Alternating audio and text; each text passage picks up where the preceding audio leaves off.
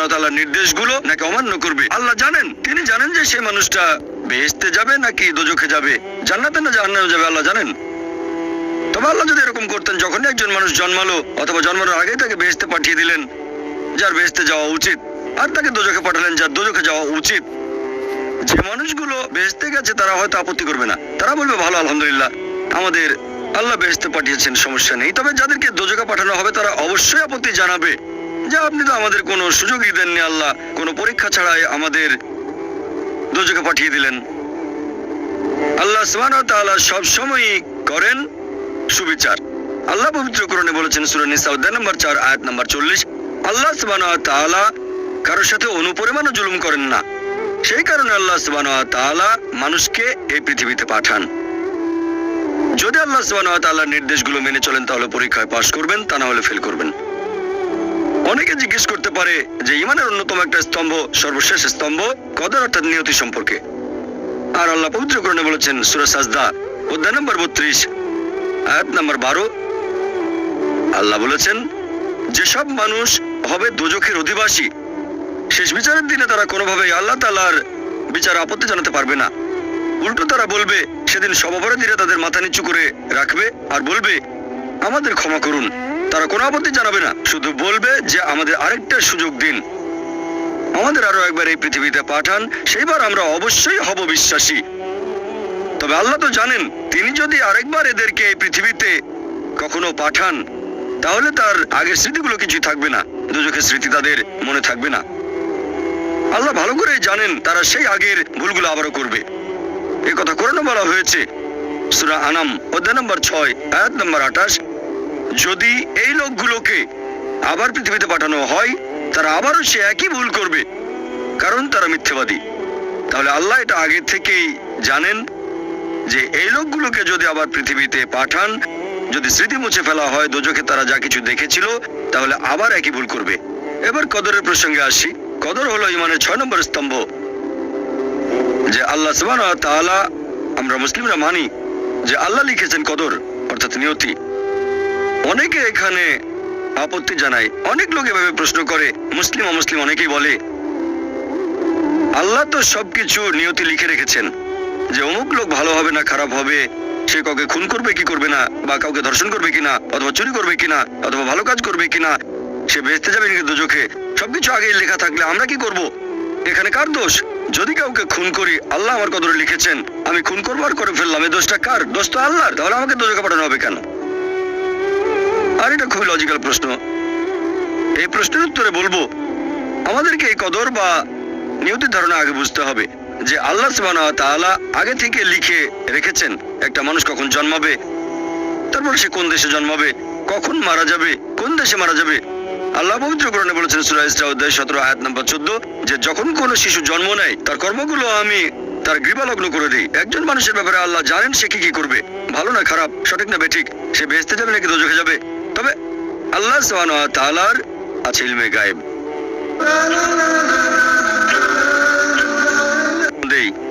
যে ধরেন একটা ক্লাসে একজন টিচার পড়াচ্ছেন 100 জন ছাত্রকে প্রায় 1 বছর ধরে, আর পরীক্ষা শুরুর আগে টিচার অনুমান করলেন যে এই ছাত্রটা এবারের পরীক্ষায় ফার্স্ট হবে, ফার্স্ট ক্লাস ফার্স্ট, এই ছাত্র পাবে সেকেন্ড ক্লাস, এই ছাত্র করবে ফেল। এটা আমি উদাহরণ হিসেবে বলছি। এর কিছুদিন পরে পরীক্ষা হয়ে গেল, প্রথম ছাত্র হলো ফার্স্ট ক্লাস ফার্স্ট, এই ছাত্র সেকেন্ড ক্লাস, আর ওই ছাত্রটা করলো ফেল। এখন আপনাদের প্রশ্ন করি, যে ছাত্র ফেল করেছে সে কি টিচারকে বলবে আপনি বলেছিলেন যে আমি ফেল করব তাই ফেল করেছি? এখানে দোষটা কার, টিচারের নাকি ছাত্রের? কার দোষ? ছাত্রের। টিচার অনুমান করেছেন এই ছাত্রটা বাইরে ঘুরে বেড়ায়, ঠিক মতো ক্লাসে আসে না, সিনেমা দেখতে যায়, এই জন্য সে ফেল করবে। ওই ছাত্র মোটামুটি মাঝারি, এই ছাত্র খুব মেধাবী, অনেক পরিশ্রম করে, তাই টিচার পরীক্ষা শুরু হওয়ার আগে অনুমান করেছেন এই ছাত্র হবে ফার্স্ট ক্লাস ফার্স্ট, এই ছাত্র সেকেন্ড ক্লাস, ওই ছাত্র ফেল। তারপর আসলে ওই ছেলে ফার্স্ট ক্লাস ফার্স্ট, এই ছেলে সেকেন্ড ক্লাস, আর ওই ছাত্র ফেল। টিচার অনুমান করেছেন, তার মানে এই না যে দোষটা টিচারেরই হবে। টিচার সবাইকে পড়িয়েছেন সঠিকভাবে, সমানভাবে। একইভাবে আল্লাহ সুবহানাহু ওয়া তাআলার আছে ইলমে গায়েব, তিনি ভবিষ্যৎ সম্পর্কে জানেন। কিছু জিনিস ঠিক করা আছে যে এই লোকটা জন্মাবে অমুক দেশে, জন্মাবে অমুক দিনে আর সে মারা যাবে অমুক দেশে অমুক তারিখে ইত্যাদি ইত্যাদি। তার পরিবেশ ধনী হবে নাকি গরিব হবে, তবে পছন্দটা এখানে আপনার। যেমন ধরেন 12 স্ট্যান্ডার্ড পাস করার পরে অপশন আপনার হয়তো ইঞ্জিনিয়ার হবেন অথবা ডাক্তার হবেন বা একজন আইনজীবী। এখানে পছন্দ আপনার, ঠিক করলেন আপনি হবেন ইঞ্জিনিয়ার। এখন আল্লাহ এটা আগে থেকেই জানেন যে 12 স্ট্যান্ডার্ড পাস করার পরে আপনি ইঞ্জিনিয়ার হওয়ার চেষ্টা করবেন, তাই আল্লাহ আগে লিখে রেখেছেন। ব্যাপারটা এমন না যে আল্লাহ লিখে রেখেছেন বলে আপনি বেছে নিচ্ছেন। যেহেতু আপনি এটাই বেছে নেবেন তাই আল্লাহ আগে লিখে রেখেছেন। এখানে পছন্দ আপনার, তবে আল্লাহ আপনার পছন্দ জানেন। যেমন ধরেন একটা রাস্তার মোড়ে আসলেন, সামনে 5টা রাস্তা, রোড নাম্বার 1, 2, 3, 4, 5। এখানে পছন্দ আপনার, বেছে নিতে পারেন রোড নাম্বার 1, 2, 3, 4, 5। আপনি গেলেন রোড 2-এ, এটা আগে থেকেই লেখা আছে আপনার নিয়তিতে যে আপনি যাবেন 2 নম্বর রোডে। ব্যাপারটা এমন না যে আল্লাহ লিখেছেন বলে আপনি করছেন। যেহেতু আপনি এটাই বেছে নেবেন তাই আল্লাহ আগে লিখে রেখেছেন। তাহলে পছন্দ আপনার। আপনি চাইলে টাকা উপার্জন করতে পারেন ভালো কাজের মাধ্যমে, হালাল উপায়ে, অথবা পারেন চুরি করে হারাম উপায়ে। পছন্দ আপনার। ধরেন চুরি করলেন, এটা আপনার সিদ্ধান্ত। তবে আল্লাহ আগে থেকে জানেন যে এই লোকটা সহজে টাকা পেতে চায় তাই চুরি করবে, তাই আল্লাহ আগে লিখে রেখেছেন যে এই লোকটা 25 বছর বয়সে চুরি করবে। এখানে দোষটা কার? দোষ আসলে আপনার। তবে আল্লাহর আছে ইলমে গায়েব, তাই তিনি আগেই লিখে রেখেছেন। সিদ্ধান্তটা আপনার। আল্লাহ তাআলা মানুষদের দিয়েছেন স্বাধীন ইচ্ছা। আপনি আল্লাহ তাআলাকে দোষ দিতে পারবেন না আপনার পাপের জন্য। যদি আপনি দোজখে যান, যাবেন আপনার পাপ কাজগুলোর জন্য, আর যদি বেহেশতে যান সেটার কারণ হবে আল্লাহ সুবহানাহু ওয়া তাআলার অসীম করুণা। আসুন এবারে আমরা এই সৃষ্টির পেছনের উদ্দেশ্যটাকে দেখি আরেকটা দৃষ্টিভঙ্গিতে। সৃষ্টি করা জিনিসের দৃষ্টিভঙ্গি, মানুষের দৃষ্টিভঙ্গি থেকে সৃষ্টির পেছনের উদ্দেশ্য, সেটা হচ্ছে সর্বশক্তিমান ঈশ্বর কোন কারণে মানুষ সৃষ্টি করেছেন। আর এই প্রশ্নটার উত্তর আছে পবিত্র কোরআনে, সূরা আরাফ অধ্যায় নম্বর 7, আয়াত নম্বর 172 এবং আয়াত 173। আল্লাহ বলেছেন যে স্মরণ করো তোমার প্রতিপালক আদম সন্তানের পৃষ্ঠদেশ হতে তার বংশধরদের বের করেন এবং তাদের জিজ্ঞেস করেন যে আমি কি তোমাদের প্রতিপালক? তারা সবাই বলবে আমরা সাক্ষ্য দিচ্ছি আপনি আমাদের প্রতিপালক। তারপর আল্লাহ বলবেন তাহলে রোজ কিয়ামতের দিন তোমরা যেন না বলো যে জানতাম না আপনি আমাদের প্রতিপালক, অথবা এভাবে বলো না যে আমাদের পূর্বপুরুষেরা অন্য কারো ইবাদত করত, তারা শিরক করত, তারা অন্য কাউকে শরীক করেছে, আমরা তাদের অনুসরণ করেছি, সেজন্য তারা মিথ্যাবাদী, আমাদের কোনো দোষ নেই। তাহলে মানুষ জাতি এই পৃথিবীতে আসার আগে আল্লাহ তাআলা সব মানুষকে আদম সন্তানের পৃষ্ঠদেশ থেকে বের করে জিজ্ঞেস করেছিলেন যে কে তোমাদের প্রতিপালক, আর সবাই সাক্ষ্য দিয়েছিল আল্লাহ কেবল একজন, তিনি আমাদের প্রতিপালক। আর এখন আমরা পৃথিবীতে পরীক্ষা দিচ্ছি। আল্লাহ পবিত্র কোরআনে বলেছেন, আমার লেকচারের শুরুতেও কোরআনের আয়াতটা বলেছিলাম, সূরা জারিয়াত অধ্যায় নম্বর 51 আয়াত নম্বর 56। আল্লাহ বলেছেন যে আমি সৃষ্টি করেছি জিন এবং মানুষ যাতে তারা আমার ইবাদত করে। ওমা খালাকতুল জিন্না ওয়াল ইনসা ইল্লা লিয়াবুদুন, যে আমি সৃষ্টি করেছি জিন এবং মানুষ যাতে তারা আমার ইবাদত করে। তাহলে মানুষ এবং জিন সৃষ্টি করার পেছনের উদ্দেশ্যটা হচ্ছে যাতে তারা আল্লাহ তাআলার ইবাদত করে। ইবাদতের ইংরেজি ওয়ারশিপ, আর আপনারা দেখবেন এই ইংরেজি শব্দ ওয়ারশিপ এসেছে প্রাচীন একটা ইংরেজি শব্দ থেকে, ওয়ার্তেস্কাইফ, যার মানে সম্মান করা। আর আপনারা যদি নতুন সংস্করণের ওয়েবস্টার ডিকশনারি দেখেন, সেটা বলছে ওয়ারশিপ মানে কোনো ঈশ্বর বা দেবতার আরাধনা করা এবং সম্মান করা, ঈশ্বরের আরাধনা এবং সম্মান করা। আর এই ওয়ারশিপ শব্দের আরবি করলে হবে ইবাদা।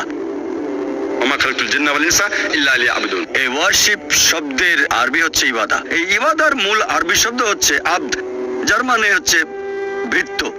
আরেকজন ভৃত্যের দায়িত্ব তার মনিবের যাবতীয় ইচ্ছার আদেশগুলো পালন করা। তাহলে ইবাদা মানে আল্লাহ সুবহানাহু ওয়া তাআলার ইচ্ছার কাছে সম্পূর্ণভাবে আত্মসমর্পণ করা। ইবাদা মানে আমাদের স্রষ্টা আল্লাহ তাআলার যাবতীয় ইচ্ছার কাছে সম্পূর্ণভাবে আত্মসমর্পণ করা।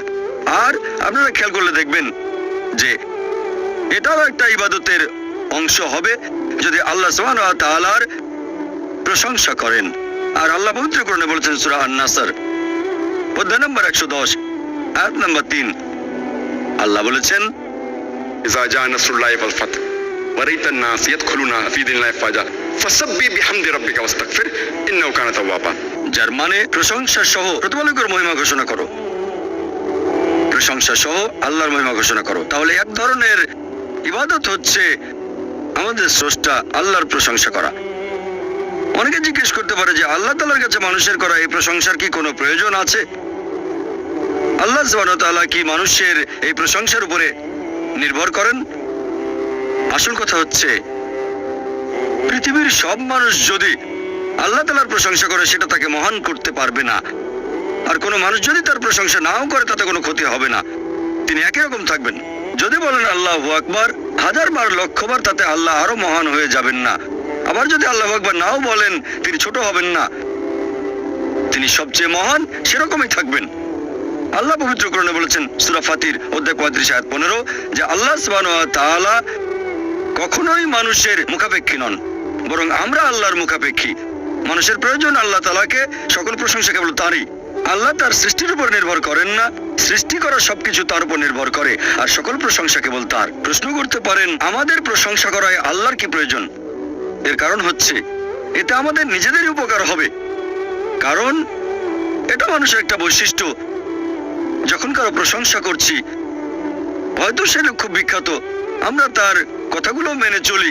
যেমন ধরেন, আপনার মায়ের হয়তো হার্টের সমস্যা হয়েছে, আর অপশন আছে দুটো। প্রথম অপশনে যে ডাক্তার পৃথিবীর মধ্যে সবচেয়ে সেরা ডাক্তার, 1 নম্বর, খুব বিখ্যাত, সবাই তাকে চেনেন, 1 নম্বর। আরেকজন সাধারণ MBBS ডাক্তার। দুটো অপশনের যে কোনো একটা আপনাকে বেছে নিতে হবে। দুজনেই ফ্রি চিকিৎসা করছে। আপনি কার কাছে যাবেন? যাবেন সেই ডাক্তারের কাছে যে খুব বিখ্যাত, পৃথিবীর মধ্যে 1 নম্বর হার্ট বিশেষজ্ঞ। আর সেই ডাক্তার যে পরামর্শ দেবে, যেহেতু সে খুব বিখ্যাত আর আপনিও মানেন সবচেয়ে সেরা ডাক্তার পুরো পৃথিবীর মধ্যে, আপনি তার পরামর্শ মেনে চলবেন।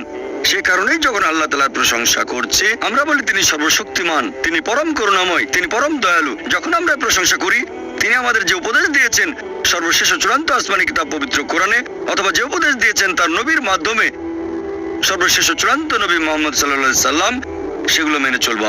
আমরা যে প্রশংসা করি, এতে করে আল্লাহ তাআলার কোনো উপকার হয় না। এই প্রশংসা তার প্রয়োজন নেই, এটা আমাদের উপকারের জন্য। যখন আল্লাহর প্রশংসা করছি যে তিনি সবচেয়ে মহান, তিনি সবচেয়ে জ্ঞানী। আচ্ছা, আল্লাহ আমাদের বলেছেন তোমরা মদ খেও না, আমরা মদ খাবো না। যখন মেনে নিচ্ছেন আল্লাহ সবচেয়ে জ্ঞানী, সবচেয়ে মহান, তিনি পরম করুণাময়, এরপর যদি আল্লাহ কোনো উপদেশ দেন, সেক্ষেত্রে মানুষের বৈশিষ্ট্য এমন কারো কথা মেনে চলা যিনি সবচেয়ে মহান। সেজন্য আমরা আল্লাহ তাআলার প্রশংসা করি নিজের উপকারের জন্য। আর সে কারণেই আল্লাহ তাআলা পবিত্র কোরআনে বলেছেন সূরা তাহা অধ্যায় নম্বর 20 আয়াত নম্বর 14 যে অবশ্যই আমি আল্লাহ সুবহানাহু ওয়া তাআলা, আমি আল্লাহ, আমি ব্যতীত কোনো উপাস্য নেই। অতএব প্রতিদিন আমার ইবাদত করো, আমার জন্য নামাজ আদায় করো প্রতিদিন। আল্লাহ নির্দেশ দিচ্ছেন প্রতিদিন নামাজ আদায় করো, কারণ এখন পৃথিবীতে দেখবেন চারিদিকে শুধু খারাপ জিনিস, চারিদিকে শুধু ধ্বংস, আমরা পথ হারিয়ে ফেলবো। এই নামাজকে বলা যায় ন্যায়নিষ্ঠতার প্রোগ্রামিং। ইবাদতের এই কাজটা ন্যায়নিষ্ঠতার একটা প্রোগ্রামিং। আমরা প্রোগ্রামড হচ্ছি।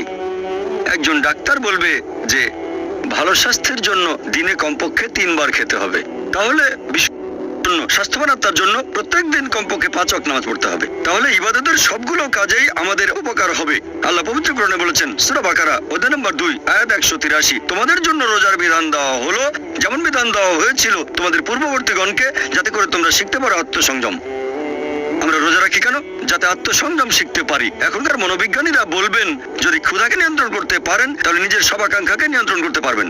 আমরা যখন রোজা থাকি তখন কিছু খাই না, পান করি না, ভোর থেকে সূর্যাস্ত পর্যন্ত। ক্ষুধাকে নিয়ন্ত্রণ করতে পারলে প্রায় সব আকাঙ্ক্ষাকে নিয়ন্ত্রণ করতে পারবেন। তাহলে রোজার মাধ্যমে আমরা আল্লাহ সুবহানাহু ওয়া তাআলার ইবাদত করছি। এখানে উপকার হচ্ছে কার? আল্লাহর না, উপকার হচ্ছে আমাদের। নিজেদের আকাঙ্ক্ষাকে নিয়ন্ত্রণ করা শিখছি।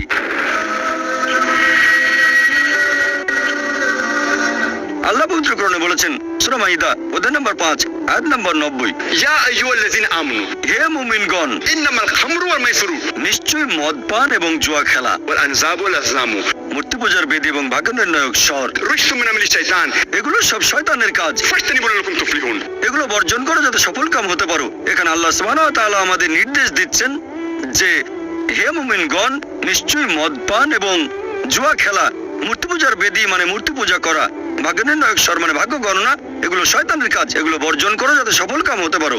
আর আল্লাহ এর পরের আয়াতে বলছেন সূরা মাইদা অধ্যায় নম্বর 5 আয়াত নম্বর 91 যে শয়তান মানুষের মধ্যে শত্রুতা আর বিদ্বেষ সৃষ্টি করতে চায় এই মদ এবং জুয়ার মাধ্যমে। আর এগুলো তোমাদেরকে আল্লাহ সুবহানাহু ওয়া তাআলার স্মরণে বাধা দেবে। আল্লাহ আমাদের পথ দেখাচ্ছেন। যখন আমরা নামাজ পড়ি, পবিত্র কোরআন পড়ি, এটাও এক ধরনের ইবাদত। নামাজ পড়া এক ধরনের ইবাদত। আল্লাহ নির্দেশনা পাচ্ছি যে দূরে থাকবো মদ থেকে, জুয়া খেলা থেকে। শয়তান এই কাজগুলোর মাধ্যমে মানুষের মধ্যে শত্রুতা আর বিদ্বেষ তৈরি করে, আর এগুলো আপনাকে আল্লাহ তাআলার স্মরণে বাধা দেবে। ইবাদতের বিভিন্ন কাজগুলো যেখানে আপনি আল্লাহ তাআলার আদেশ নিষেধগুলো মেনে চলছেন, সেগুলো হচ্ছে ইবাদত। মানুষ যখন আল্লাহ সুবহানাহু ওয়া তাআলার কোনো আদেশ নিষেধ মেনে চলছে, তখনই সেটা ইবাদত। তবে আপনাকে সে কাজটা করতে হবে সঠিকভাবে। এখানে আমাদেরকে দুটো শর্ত পূরণ করতে হবে। এক নাম্বার হচ্ছে যে আপনি সেই কাজটা করবেন শুধুমাত্র আল্লাহ সুবহানাহু ওয়া তাআলার সন্তুষ্টি লাভের জন্য। নিজেকে মহান করে দেখবেন না, নিজের প্রশংসা করবেন না। আপনি যে কাজই করেন সেটা করবেন আল্লাহ সুবহানাহু ওয়া তাআলার সন্তুষ্টি লাভের জন্য। আল্লাহ যেগুলো নির্দেশ করেছেন সেগুলো মানেন আল্লাহ সন্তুষ্টি লাভের জন্য। নিজেকে মহান করবেন না, প্রশংসা করবেন না, বিখ্যাত হওয়ার জন্য করবেন না। 2 নম্বর শর্ত যে কাজটা পালন করব যেভাবে আল্লাহ এবং তার রাসূল আমাদের নির্দেশ দিয়েছেন। আল্লাহ যে কাজগুলো করতে বলেছেন সেগুলো করবেন সেভাবে যেভাবে আল্লাহ করতে বলেছেন অথবা আমাদের নবী করতে বলেছেন। যদি কাজটা অন্য উপায়ে করেন সেটাকে ইবাদত বলা হবে না। তাই করবেন আল্লাহর জন্য, তার নির্দেশ মেনে চলবেন আর নবীর নির্দেশ মেনে চলবেন যেভাবে আল্লাহ এবং তার রাসূল করতে বলেছেন। যদি অন্য কোনো উপায়ে করেন তাহলে সেটা সঠিক নয়। আর আমাদের নবী মুহাম্মদ সাল্লাল্লাহু আলাইহি ওয়াসাল্লামের একটা হাদিস আছে সহিহ মুসলিমে, খণ্ড নম্বর 2, হাদিস নম্বর 1885। আমাদের নবী মুহাম্মদ সাল্লাল্লাহু আলাইহি ওয়াসাল্লাম বলেছেন, সবচেয়ে খারাপ যে কাজটা সেটা হলো ধর্মে নতুন কিছু সংযোজন, নতুন কিছুর প্রচলন। এটা একটা অভিশাপ। আর ধর্মে নতুন সংযোজন তোমাদের নিয়ে যাবে দোজখে। তার মানে সবচেয়ে খারাপ যে কাজটা সেটা বিদআত। ধর্মে নতুন কিছু সংযোজন এটা একটা অভিশাপ আর আপনাদের নিয়ে যাবে দোজখে। এখন ইবাদত করার ক্ষেত্রে একটা কমন নিয়ম আছে যে সব ধরনের ইবাদতের কাজ নিষিদ্ধ শুধুমাত্র পবিত্র কোরআন এবং হাদিসে যেটা বলা আছে সেই নিয়ম বাদে। যে নিয়মের কথা আমাদের বলেছেন আল্লাহ এবং তার রাসূল, অন্য সব ধরনের ইবাদত হারাম, এগুলো সব নিষিদ্ধ, শুধু সেই নিয়ম বাদে যেটা বলা হয়েছে কোরআনে আর বলা হয়েছে আমাদের নবীর বিভিন্ন হাদিসে। তারপর আপনারা দেখবেন যে পৃথিবীতে মানুষ সৃষ্টি করার পেছনের উদ্দেশ্যটা যাতে আমরা আল্লাহর ইবাদত করি। আল্লাহর ইবাদত করলে আমাদের উপকার হয়, এটা আমাদের সাহায্য করে। অনেকের মধ্যে একটা ভুল ধারণা আছে যে ইসলাম একটা নতুন ধর্ম, যে ধর্ম পৃথিবীতে এসেছে 1400 বছর আগে, আর নবী মুহাম্মদ সাল্লাল্লাহু আলাইহি সাল্লাম হলেন ইসলাম ধর্মের প্রতিষ্ঠাতা। সত্যি বলতে ইসলাম পৃথিবীতে আছে একেবারে আদিকাল থেকে, যখন থেকে মানুষ এই পৃথিবীতে বাস করছে। আর নবী মুহাম্মদ সাল্লাল্লাহু আলাইহি সাল্লাম এই ধর্মের প্রতিষ্ঠাতা নন, তিনি হলেন আল্লাহ সুবহানাহু ওয়া তাআলার সর্বশেষ ও চূড়ান্ত রাসূল। পৃথিবীতে অনেক নবী রাসূল এসেছেন। আল্লাহ পবিত্র কোরআনে বলেছেন সূরা ফাতির অধ্যায় 35 আয়াত নম্বর 24, ওয়া ইম মিন উম্মাতিন ইল্লা খালা ফিহা নাযীর। এমন কোন সম্প্রদায় নেই যাদের কাছে আমি সতর্ককারী প্রেরণ করিনি। পবিত্র কোরআনের সূরা রদ অধ্যায় নম্বর 13 আয়াত নম্বর 7, ওয়া লিকুল্লি কওমিন হাদ। আমি প্রত্যেক সম্প্রদায়ের জন্য পথনির্দেশক প্রেরণ করেছি। পবিত্র কোরআনে 25 জন নবী রাসূলের নাম উল্লেখ করা হয়েছে। আদম, নূহ, ইব্রাহিম, মুসা, যিশু, মুহাম্মদ, ওনারা সবাই শান্তিতে থাকুন। ওনারা সকলে ছিলেন আল্লাহ সুবহানাহু ওয়া তাআলার প্রেরিত নবী, আর সকল নবী রাসূলই আসলে ছিলেন মুসলিম। মুসলিম হচ্ছে সেই লোক যে আল্লাহর কাছে নিজের ইচ্ছাকে সমর্পণ করে। আর ইসলাম শব্দটার মূল যে আরবি শব্দটা সেটা সালাম, যার মানে শান্তি। আরেকটা মূল শব্দ সালেমা বা সিলম, যার মানে সর্বশক্তিমান ঈশ্বরের কাছে আত্মসমর্পণ করা। তাহলে এক কথা ইসলাম মানে আল্লাহ তাআলার কাছে আত্মসমর্পণ করার মাধ্যমে শান্তি অর্জন করা, সৃষ্টিকর্তার কাছে আত্মসমর্পণ করা। সকল নবী রাসূল একটা বাণী প্রচার করেছেন, আর কেউ যদি নিজের ইচ্ছাকে আল্লাহ তাআলার কাছে সমর্পণ করে তাকে বলা হয় মুসলিম। পবিত্র কোরআনে সূরা আলে ইমরান অধ্যায় নম্বর 3 আয়াত নম্বর 52 যে ঈসা আলাইহিস সালাম অর্থাৎ যীশু খ্রিস্ট ছিলেন মুসলিম। আল্লাহ পবিত্র কোরআনে বলেছেন সূরা আলে ইমরান অধ্যায় নম্বর 3 আয়াত নম্বর 67 যে ইব্রাহিম নবী ইহুদি বা খ্রিস্টান নন, তিনি ছিলেন মুসলিম। আর যেহেতু আমাদের সৃষ্টিকর্তা একজন, মানুষ জাতি একটা, তাই ধর্ম হওয়া উচিত একটা। সেজন্য আল্লাহ পবিত্র কোরআনে বলেছেন সূরা আলে ইমরান অধ্যায় নম্বর 3 আয়াত নম্বর 19 ইন্নাদ দীনা ইনদাল্লাহিল ইসলাম। আল্লাহ সুবহানাহু ওয়া তাআলার কাছে একমাত্র গ্রহণযোগ্য দিন হচ্ছে ইসলাম। তার মানে আল্লাহ তাআলার কাছে আত্মসমর্পণ করার মাধ্যমে শান্তি অর্জন করা। আল্লাহ এই কথা আবার বলেছেন সূরা আলে ইমরান অধ্যায় নম্বর 3 আয়াত নম্বর 85 যদি কেউ ইসলাম ব্যতীত অন্য কোনো ধর্ম গ্রহণ করে সেটা আল্লাহ তাআলা কবুল করবেন না এবং আখিরাতে সে হবে ক্ষতিগ্রস্তদের অন্তর্ভুক্ত। যেহেতু আমাদের স্রষ্টা একজন, মানুষ জাতীয় একটা, সেজন্য ধর্মও থাকবে একটা। আর সব নবী রাসূল একটা ধর্মই প্রচার করেছেন, স্রষ্টার কাছে নিজের ইচ্ছাকে সমর্পণ করা। শুধু আল্লাহর ইবাদত করব, অন্য কারো নয়। আর আল্লাহ পবিত্র কোরআনে বলেছেন সূরা বাইনা অধ্যায় নম্বর 98 আয়াত নম্বর 7 যে যারা ঈমান আনে এবং সৎ কাজ করে তারাই সৃষ্টির মধ্যে শ্রেষ্ঠ। এখানে আল্লাহ সুবহানাহু ওয়া তাআলা মানুষ জাতিকে বলেছেন সৃষ্টির সেরা জীব, সবার মধ্যে সেরা। আল্লাহর অনেক মহান সৃষ্টি আছে, আকাশমণ্ডলী এবং পৃথিবী, তবে সবচেয়ে সেরা সৃষ্টি হচ্ছে মানুষ, কারণ আমাদের স্বাধীন ইচ্ছা আছে। আর সেই স্বাধীন ইচ্ছায় যদি আল্লাহ তাআলার নির্দেশগুলো মেনে চলি, আমরা হব সৃষ্টির সেরা জীব সবার উপরে। ফেরেশতাগণের চেয়েও ভালো হয়ে যাবো আমরা, কারণ ফেরেশতাগণের স্বাধীন ইচ্ছা নেই, মানুষের স্বাধীন ইচ্ছা আছে। তারপরে যদি আল্লাহকে মেনে চলি তাহলে ফেরেশতাগণের উপরে চলে যাব। তবে আল্লাহর আদেশ না মানলে আমরা হয়ে যাব শয়তানের ভাই। তাহলে এই মানুষ জাতি আমরা আল্লাহ সুবহানাহু ওয়া তাআলার সৃষ্ট জিনিসের মধ্যে সেরা। আর পবিত্র কোরআনে সবচেয়ে গুরুতর পাপের কথা আছে সূরা নিসা অধ্যায় নম্বর 4 আয়াত নম্বর 48 যে আল্লাহ তাআলা চাইলে যে কোনো অপরাধ ক্ষমা করবেন। আল্লাহ সুবহানাহু ওয়া তাআলা যদি কখনো চান তাহলে যে কোনো অপরাধ ক্ষমা করতে পারেন, তবে শিরক করার অপরাধ কখনোই ক্ষমা করবেন না। কথাটা আবারও আছে সূরা নিসা অধ্যায় নম্বর 4 আয়াত নম্বর 116 যে আল্লাহ সুবহানাহু ওয়া তাআলা চাইলে যে কোনো অপরাধ ক্ষমা করে দেবেন, তবে শিরক বা তার সাথে অন্য কাউকে শরীক করা কখনোই ক্ষমা করবেন না। মানুষ জাতির জন্য সবচেয়ে বড় পাপ আল্লাহ সুবহানাহু ওয়া তাআলার সাথে অন্য কাউকে শরীক করা, অন্য কাউকে ইবাদত করা আমাদের সৃষ্টিকর্তা কেবলমাত্র এক আল্লাহকে বাদ দিয়ে। আর আল্লাহ সুবহানাহু ওয়া তাআলার একটা বৈশিষ্ট্য হচ্ছে ভালোবাসা। আমি একথা আগেও বলেছি যে আল্লাহ সুবহানাহু ওয়া তাআলা তার সৃষ্টিকে ভালোবাসেন, যেহেতু আমাদের ভালোবাসেন তার করুণা দিয়ে, আর আমাদের দিয়েছেন সব ধরনের নিয়ামত। আল্লাহ আমাদের অনেক নিয়ামত দিয়েছেন, বাতাস দিয়ে শ্বাস নিই, পানি পান করি, অন্যান্য সুযোগ সুবিধা আল্লাহ আমাদের দিয়েছেন কারণ আমাদের ভালোবাসেন। আর যারা আল্লাহর নির্দেশ মেনে চলে তিনি তাদের জন্য ঠিক করে রেখেছেন বেহেশত, মানে পরকালের জীবনে, কারণ তিনি ভালোবাসেন। আমাদের নবী মুহাম্মদ সাল্লাল্লাহু আলাইহি ওয়াসাল্লাম বলেছেন, এটা আছে সহিহ মুসলিমে খণ্ড নম্বর 1 হাদিস নম্বর 67 যে সেই মানুষজন ঈমানের মিষ্টতার স্বাদ গ্রহণ করেছে যারা এই 3টা কাজ করে। 1 নম্বর যারা ভালোবাসে আল্লাহ এবং তার রাসূলকে অন্য যে কারো চেয়ে বেশি ভালোবাসে। 2 নম্বর যারা ভালোবাসে মানুষকে, ভালোবাসে লোকজনকে আল্লাহ সুবহানাহু ওয়া তাআলার খাতিরে। আর 3 নম্বর যারা ঘৃণা করে অবিশ্বাসী হওয়াটাকে, আল্লাহ সে পথ থেকে তাদের রক্ষা করেন, কারণ তারা দোজখে যেতে চায় না। যেসব মানুষ এই 3টা কাজ করবে আমাদের নবী মুহাম্মদ সাল্লাল্লাহু আলাইহি ওয়াসাল্লামের হাদিস অনুযায়ী তারা ঈমানের সত্যিকারের মিষ্টতার স্বাদ গ্রহণ করেছে। আর আল্লাহ পবিত্র কোরআনে বলেছেন সূরা আলে ইমরান অধ্যায় নম্বর 3 আয়াত নম্বর 31 আল্লাহ নবীকে বলতে নির্দেশ দিচ্ছেন, যারা আল্লাহকে ভালোবাসো তারা আমাকে অনুসরণ করো, আল্লাহ তোমাদের ভালোবাসবেন এবং ক্ষমা করে দেবেন। এখন আপনারা দেখবেন যে আমরা মানুষরা আমরাও ভালোবাসি অন্য মানুষকে, ভালোবাসি আমরা আমাদের বাবা এবং মাকে, ভালোবাসি আমাদের স্ত্রীকে, ভালোবাসি সন্তানদের। আর আমরা এদের ভালোবাসি তার কারণটা হচ্ছে যে এই মানুষগুলো আমাদের কিছু ব্যাপারে সাহায্য করেছে। যেমন ধরেন আমরা মাকে ভালোবাসি কারণ তিনি 9 মাস আমাদের গর্ভে ধারণ করেছেন, ছোটবেলায় যত্ন নিয়েছেন, আমাদের বড় করেছেন। ভালোবাসি ভাইদের, হয় তাদের কাছে কিছু পেয়েছি বা কিছু আশা করছি, আমরা তাদের ভালোবাসি। এভাবে দেখলে আল্লাহ তাআলা আমাদের অনেক সাহায্য করেছেন। আল্লাহ পবিত্র কোরআনে বলেছেন সূরা ইব্রাহিম অধ্যায় নম্বর 14 আয়াত নম্বর 34 যদি তোমরা আল্লাহ তাআলার অনুগ্রহ গণনা করো তার সংখ্যা নির্ণয় করতে পারবে না। তাহলে সামান্য কিছু সাহায্যের জন্য বাবা মাকে যদি আমরা এত ভালোবাসি, আল্লাহ সুবহানাহু ওয়া তাআলাকে কত ভালোবাসা উচিত। ভালোবাসা বিভিন্ন রকম, আমরা মানুষরা পশু পাখিদেরও ভালোবাসি, মানুষদেরও ভালোবাসি। তবে পশু পাখির প্রতি আমরা যে ভালোবাসা দেখাই সেটা একটু আলাদা ধরনের, মানুষের প্রতি মানুষের ভালোবাসার চেয়ে একটু আলাদা।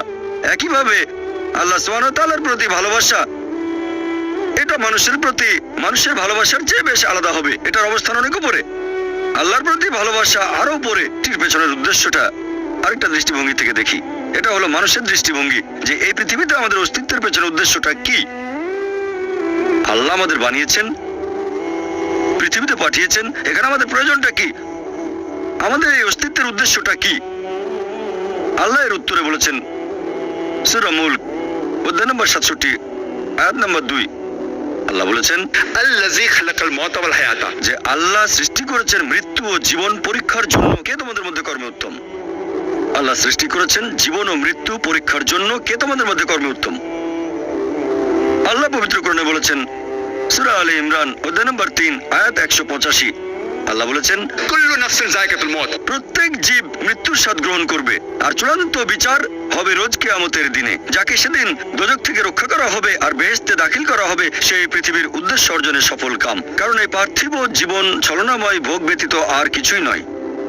তার মানে এই পৃথিবীতে আমাদের ইহকাল, এটা পরকালের জন্য একটা পরীক্ষা। যদি আল্লাহ সুবহানাহু ওয়া তাআলার আদেশগুলো মেনে চলেন, তাহলে পরকালের জীবনে বেহেশতে যেতে পারবেন, আর আদেশগুলো না মানলে বেহেশতে যেতে পারবেন না, দোজখে যাবেন। তাহলে এই জীবন আমাদের অস্তিত্বের পেছনের উদ্দেশ্য, আল্লাহ বলছেন, পরকালের জন্য পরীক্ষা। আর আল্লাহ পবিত্র কোরআনে বলেছেন সূরা আনকাবুত অধ্যায় নম্বর 29 আয়াত নম্বর 2, যে তোমরা কি মনে করো আমরা ঈমান এনেছি এটা বললেই তোমাদের ছেড়ে দেওয়া হবে? তোমাদের অবশ্যই পরীক্ষা নেব। যদি শুধু মুখে বলেন আল্লাহকে বিশ্বাস করি, আমি একজন মুসলিম, আমি একজন মুমিন, এটা বললেই আল্লাহ ছেড়ে দেবেন? এখানেই পরীক্ষা শেষ? আল্লাহ বলছেন, তোমরা জানো না আমি পরীক্ষা করব? শুধু বললেন আমি একজন মুসলিম, শুধু মুখে বললেন আমি বিশ্বাসী, মুখে বললেন আমি আল্লাহর কাছে নিজের ইচ্ছাকে সমর্পণ করি, তাহলে আপনাকে ছেড়ে দেওয়া হবে না? আল্লাহ অবশ্যই পরীক্ষা করবেন। আল্লাহ পবিত্র কোরআনে বলেছেন সূরা বাকারা অধ্যায় নম্বর 2 আয়াত নম্বর 155, আমি অবশ্যই তোমাদের পরীক্ষা করব ক্ষুধার ভয় দিয়ে, জীবন আর ধন সম্পদের ক্ষয়ক্ষতি দিয়ে, এবং ফল ও ফসলের ক্ষয়ক্ষতি দিয়ে। আর শুভ সংবাদ দাও তাদের যারা ধৈর্যশীল, আল্লাহ সবাইকে পরীক্ষা করবেন ভয় দিয়ে, ক্ষুধা দিয়ে, জীবন আর ধন সম্পদের ক্ষয়ক্ষতি দিয়ে, ফল ফসলের ক্ষয়ক্ষতি দিয়ে। আল্লাহ অবশ্যই পরীক্ষা করবেন। আর আল্লাহ এক একজনকে এক একভাবে পরীক্ষা করেন। আল্লাহ পবিত্র কোরআনে বলেছেন সূরা আনাম অধ্যায় নম্বর 6 আয়াত নম্বর 165, আল্লাহ বলেছেন যে তিনি কিছু মানুষকে অন্যদের তুলনায় বেশি মর্যাদা দান করেছেন। আল্লাহ সুবহানাহু ওয়া তাআলা কিছু মানুষকে অন্য মানুষদের তুলনায় বেশি মর্যাদা দিয়েছেন। আল্লাহ কোরআনে বলেছেন সূরা নাহল অধ্যায় নম্বর 16 আয়াত নম্বর 71, যে তিনি কিছু মানুষকে অন্য মানুষের তুলনায় শ্রেষ্ঠত্ব দান করেছেন। আল্লাহ এই কথা আবারও বলেছেন সূরা আনাম অধ্যায় নম্বর 6 আয়াত নম্বর 165, যে আল্লাহ সুবহানাহু ওয়া তাআলা কিছু মানুষকে অন্যদের তুলনায় বেশি মর্যাদায় উন্নীত করেছেন, আর তিনি যা দিয়েছেন তার ভিত্তিতেই তোমাদের বিচার করা হবে। এখানে অনেক লোকজন এভাবে প্রশ্ন করে, আল্লাহ তাআলা এখানে সুবিচার করবেন কিভাবে? কেউ হয়তো জন্মায় গরিব পরিবারে, আবার কেউ জন্মায় ধনী পরিবারে, কেউ জন্মায় ভালো স্বাস্থ্য নিয়ে, কেউ জন্মায় অসুস্থ হয়ে। এটাই তো অবিচার। আল্লাহ তাআলা সুবিচার করেন না। তিনি এইসব আলাদা মানুষের জন্য আলাদা বিচার করবেন কিভাবে? আমরা জানি যে পার্থিব জীবনে আছে জন্ম আর মৃত্যু, বিভিন্ন অসুখ হতে পারে, কেউ গরিব কেউ ধনী, এই সবই আসলে পরীক্ষা। আর আল্লাহ পবিত্র কোরআনে বলেছেন সূরা আনফাল অধ্যায় নম্বর 8 আয়াত নম্বর 28, আল্লাহ বলেছেন যে অবশ্যই তোমাদের ধন সম্পদ আর সন্তান সন্ততি এগুলো তোমাদের জন্য পরীক্ষা। এরপর সূরা মুনাফিকুন অধ্যায় নম্বর 63 আয়াত নম্বর 9, যে তোমাদের সম্পদ আর সন্তান সন্ততি যেন তোমাদেরকে আল্লাহ তাআলার স্মরণে উদাসীন না করে। আল্লাহ তাআলা এক একজন মানুষকে এক একভাবে পরীক্ষা করেন। আপনি যদি কাউকে জিজ্ঞেস করেন যে ভালো কাজগুলো কি কি আর ভালো কাজগুলো কি, এ ব্যাপারে আস্তিক নাস্তিক সব ধরনের মানুষই তখন বলবে ভালো কাজ হচ্ছে দান করা, নিজে সন্তুষ্ট থাকা। কয়েকটা ভালো কাজের কথা বললে দান করা থাকবে। এখন একজন মানুষ পরোপকারী কি না সেটা আল্লাহ কিভাবে পরীক্ষা করবেন? কিন্তু সবার সম্পদ যদি সমান থাকে, পরীক্ষার ব্যাপারটা তাহলে আসবে কিভাবে? পরীক্ষা তখনই নেওয়া যাবে যখন কেউ হবে ধনী আর কেউ হবে গরিব। তাই আল্লাহ তাআলা এক একজনকে এক একভাবে পরীক্ষা করেন। হয়তো কেউ জন্ম নিয়েছে ধনী পরিবারে, তাই সম্পদ অনেক বেশি, আবার কেউ জন্মায় গরিব হয়ে। তবে যে লোকটা ধনী, ইসলামিক শরিয়া অনুযায়ী ইসলাম ধর্মের একটা স্তম্ভ হচ্ছে যাকাত, যে প্রত্যেক ধনী লোক যাদের সঞ্চয় নিসাব লেভেলের উপরে 85 গ্রাম স্বর্ণ, সে প্রতি হিজরি বছরে সেই সঞ্চয়ের 2.5% যাকাত হিসেবে দান করে দেবে। সেই লোক হতে পারে লাখপতি, হতে পারে কোটিপতি। যদি সে ঠিকমতো যাকাত দেয় তাহলে সে পাবে 5 নম্বর। হয়তো সে পুরো যাকাত দিল না, সামান্য কিছু অংশ দান করলো, যা দেওয়ার কথা তার 20% দিল, যেটা দেওয়া উচিত তার সামান্য অংশ দিল, তাহলে সে ফেল করবে। আবার কেউ হয়তো যাকাতই দেবে না, একেবারে শূন্য। আর গরিব লোককে কোনো যাকাত দিতে হবে না, সেভাবে ফুল নাম্বার। কিন্তু আমরা মানুষরা এভাবে বলি, আহা বেচারা লোকটা খুব গরিব, এই লোকটার জীবনে শুধু সমস্যার সমস্যা। আর ধনীদের দেখে আমরা মুগ্ধ হই। আমাদের প্রিয় নবী বলেছেন যে একজন ধনী লোকের বেহেশতে প্রবেশ করা গরিবের চেয়ে অনেক বেশি কঠিন। আর পবিত্র কোরআন বলছে সূরা আনফাল অধ্যায় নম্বর 8 আয়াত নম্বর 28, ধন সম্পদ তোমাদের জন্য পরীক্ষা, এটা পরীক্ষা। আমরা বোকা তাই এভাবে চিন্তা করি যে এই লোকটার অনেক টাকা, আল্লাহ অনেক রহমত দিয়েছেন, এটা একটা পরীক্ষা। যদি এই রহমত ঠিক মতো ব্যবহার না করেন, এটা অবশ্যই রহমত, তবে এই পরীক্ষায় ফেল করার সম্ভাবনা অনেক বেশি। যেমন ধরেন বোর্ডের একটা পরীক্ষার প্রশ্ন গত বছরের কথা, 2 বছর আগের কথা, 2002 সালের কথা। সেবারের প্রশ্ন খুব কঠিন ছিল, বেশিরভাগ ছাত্রছাত্রী উত্তর দিতে পারেনি। পরের বছর সেই প্রশ্নটা আসলো না, তখন এটা বলা বোকামি, ও দুঃখ, এবার তো আসলো না, আপনি তো খুশি হবেন যে এবার আসেনি। তাহলে সম্পদ একটা পরীক্ষা। তাহলে যাদের ধন সম্পদ নেই তাদের জন্য ধনীদের তুলনায় বেহেশতে যাওয়াটা অনেক সহজ। আল্লাহ এক একজনকে এক এক ভাবে পরীক্ষা করেন। সেজন্য আল্লাহ বলেছেন তোমাদের ধন সম্পদ যেন তোমাদেরকে আল্লাহ তাআলার স্মরণে উদাসীন না করে, এটা একটা পরীক্ষা। নিজে সন্তুষ্ট থাকা। আর আমাদের নবী মুহাম্মদ সাল্লাল্লাহু আলাইহি ওয়াসাল্লাম বলেছেন, এটা আছে সহিহ বুখারীতে খণ্ড নম্বর 8 হাদিস নম্বর 447, নবী বলেছেন যদি কারো কাছে একটা পর্বত সমান স্বর্ণ থাকে সে এরকম আরেকটা চাই, যদি কারো কাছে এক পাহাড় স্বর্ণ থাকে তারপরেও সে আরেকটা স্বর্ণের পাহাড় চায়, আর সর্বশেষে তার মুখগহ্বর পূর্ণ হয় কবরের মাটি দিয়ে। সে যত ধনী লোকই হোক, হয়তো সে পৃথিবীর মধ্যে সবচেয়ে ধনী লোক, তারপরও সে আরো বেশি সম্পদ চায়। মানুষ সন্তুষ্ট হয় না, বেশিরভাগ মানুষ কখনোই সন্তুষ্ট হয় না। আল্লাহ পবিত্র কোরআনে বলেছেন সূরা নিসা অধ্যায় নম্বর 4 আয়াত নম্বর 32 যে আল্লাহ যেটা দিয়ে অন্য মানুষকে শ্রেষ্ঠত্ব দান করেছেন সেটার উপরে তোমরা কোনো রকম লালসা করো না। এভাবে বলবেন না যে হে আল্লাহ তুমি অমুককে অনেক সম্পদ দিয়েছো, অমুককে অনেক সুন্দর একটা গাড়ি দিয়েছো, এমন কিছু আল্লাহর কাছে চাইবেন না যেটা অন্য কাউকে আল্লাহ দিয়েছেন, এটা লোকসান হবে আপনার। আর আমাদের প্রিয় নবী মুহাম্মদ সাল্লাল্লাহু আলাইহি সাল্লাম বলেছেন, এটা আছে সহিহ বুখারীতে খণ্ড নম্বর 4, আমাদের নবী বলেছেন যে সেই লোকদের দেখো যাদের ভাগ্য তোমার চেয়ে খারাপ, সেই সব লোককে দেখো না যারা তোমার চেয়ে বেশি ভাগ্যবান। তা না হলে তোমরা আল্লাহ তাআলাকে স্মরণ করায় অবহেলা করতে পারো, তা না হলে প্রতিপালকের প্রতি অকৃতজ্ঞ হয়ে যেতে পারো। তাহলে নবী বলেছেন তাদেরকে দেখো যাদের ভাগ্য খারাপ। তখন আপনি বলছেন আচ্ছা এই লোকটার তো কোনো গাড়ি নেই, আমার একটা মারুতি অন্তত আছে। তাকে দেখবেন না যারা আছে মার্সিডিজ, ও আমার মার্সিডিজ নেই কেন, ওই লোকের গাড়ি নেই, আমার তো একটা আছে। আপনি আল্লাহকে ধন্যবাদ জানাবেন। যখন মার্সিডিজ গাড়ির মালিকের সাথে নিজেকে তুলনা করবেন, ও আমার কেন মার্সিডিজ গাড়ি দিলেন না, তাদেরকে দেখবেন যাদের ভাগ্য খারাপ।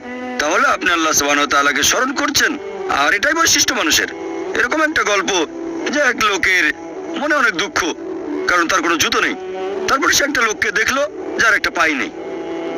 লোকটা অভিযোগ করতো আল্লাহর কাছে যে জুতো নেই, আল্লাহর কাছে অভিযোগ করতো আমার কোনো জুতো নেই।